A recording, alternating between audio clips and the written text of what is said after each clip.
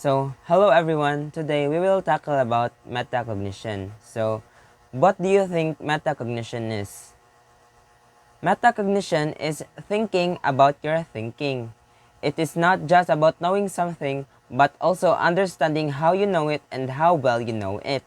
So, there are two components of metacognition. First is metacognitive knowledge. Metacognitive knowledge is your understanding of yourself as a learner. It includes knowing your learning style, your strengths and weaknesses, and what learning strategies work best for you. Example, you realize you learn best by actively participating on discussions, so you seek out group study lesson. You also know you struggle with memorizing dates, so you focus on understanding the historical context instead. So, under the metacognitive knowledge, there are three components. First is declarative, second is procedural, and lastly, conditional. These three cannot be interchanged. So, let's talk first about declaratives.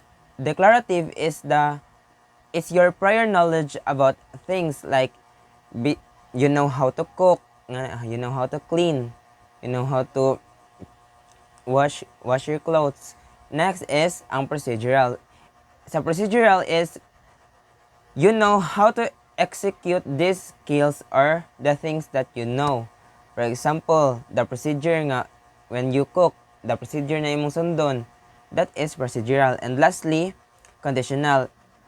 And conditional is when and why would you use this knowledge. For example, you will use your cooking knowledge because naay ga birthday nga relatives, or you will use your cleaning knowledge because hugaw na kaya imong palibot.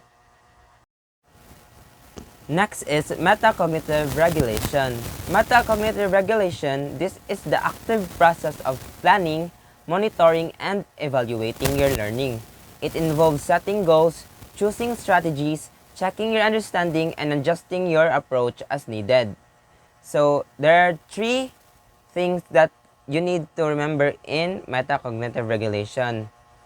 First is planning, next is monitoring, and lastly is evaluating. So first, planning is here diri ka mag-set of goals, choosing strategies, and allocating resources. For example, gitask mag-reporting sa inyong teacher. Here, you will plan on what IMs to use and how you will deliver your reporting. Next is monitoring, checking your understanding in real time.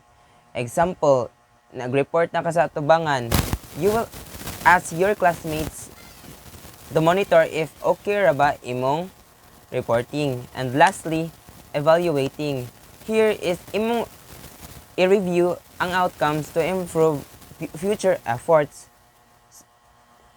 Like example, man nakag-reporting, you will ask your classmates on what are their thoughts about your reporting, if okay ra ba siya. And in evaluating, this is important because you will know what are your lapses here, and this can help to improve yourself in the future. So let's talk about metacognition teaching strategies. So I have here 5 teaching metacognition teaching strategies.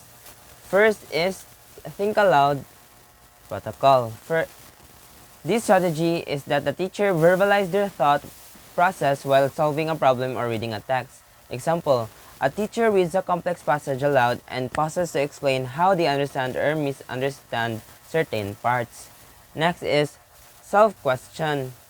This strategy encourages students to ask themselves questions about their learning process. For example, before reading a chapter, students might ask themselves, what do I already know about this topic, or what are my goals for reading this chapter? Next is reflective journalizing. In this strategy, students write about their learning experiences, what they understand, and what challenge they face. Example, after completing a project, the students reflect on what they learned, what they worked well, and what they would do differently next time. Next is Concept mapping. Here is students visually organize information to see relationship between ideas. Example, after reading a chapter, students create a concept map to illustrate how different concepts are related. So lastly is peer teaching. Students teach each other, which requires them to understand and articulate their own learning. For example, in pairs, students take turns to teaching each other about a specific topic or concept. So let's say this student is good siya in grammar and this student is good siya in using the part of speech. So each other will take turns to teach each other, which can help them gain more knowledge by teaching each other.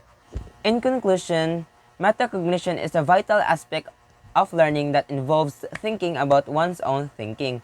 By understanding and applying metacognitive strategies, individuals can take control of their learning, identify areas for improvement, and develop more effective approaches to achieving their goals. Teachers can play a significant role in fostering metacognitive skills in students by incorporating strategies like think aloud, guided reflection, self-questioning, peer teaching, and other more. By promoting metacognition, educators can empower students to become more independent, self-directed, and successful learners. So that's all for my video discussion, everyone. Thank you for listening. Goodbye.